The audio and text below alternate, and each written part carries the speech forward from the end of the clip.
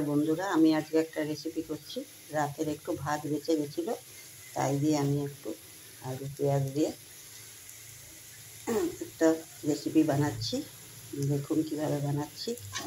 প্রথমে সর্ষের তেল দিয়েছি কড়াতে। সর্ষের তেল দিয়ে ওর মধ্যে আলু কুচিয়ে দিয়েছি।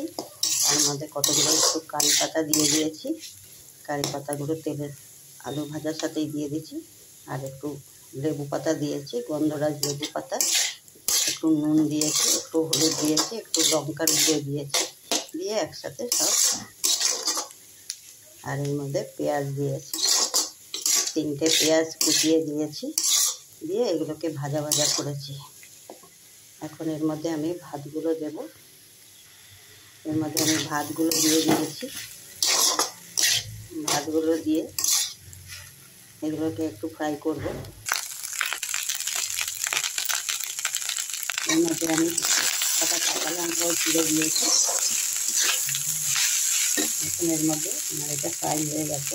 এর মধ্যে আমি একটু ম্যাগি মশলা দিয়ে দিলাম, এটা খেতে টেস্ট লাগবে।